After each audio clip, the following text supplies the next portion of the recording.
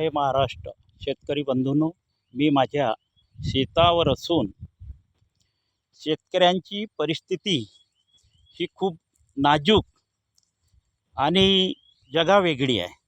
कारण शेतकरी हा शेतकरीच असतो. आता शेतकऱ्यांचे परे हे पिवळे आले आणि म्हणजेच त्याला बुरशी लागली आणि शेतकरी बांधव खूप चिंतेत आहे.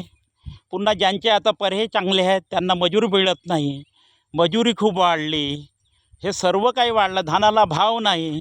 हे सर्व काही असताना आमचे नेते मंडळी शेतकऱ्याकडे अजिबात लक्ष देत नाही आहेत. शेतकऱ्याकडे लक्ष देत नाही आहेत. धानाची बोनस अजून दिली नाही. 2 वर्ष सरसकट सर्व शेतकऱ्यांना धान केंद्रावर देवो अगर ना देवो त्या सर्वांना बोनस मिळाली आहे 2 वर्ष.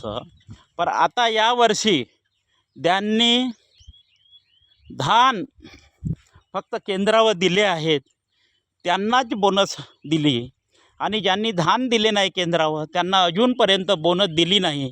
आणि देतात किंवा नाही देत नेते लोक काहीच बोलत नाही.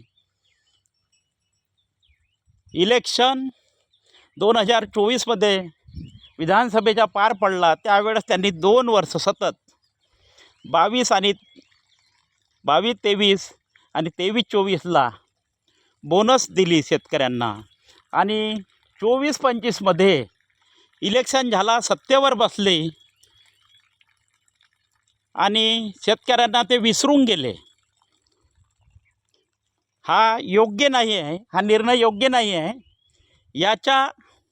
याची भरपाई काही काळात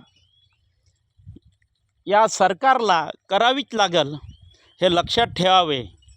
कारण शेतकऱ्याच्या भरोश्यावर हा सरकार येतो, हे लक्षात ठेवावे. शेतकऱ्यासाठी जो सरकार नाही त्याचा अधिकार नाही, हे लक्षात ठेवावं. म्हणून लवकरात लवकर शेतकऱ्याची बोनस देण्याचा प्रयत्न करावा ही फडणवीस सरकारला विनंती. धन्यवाद.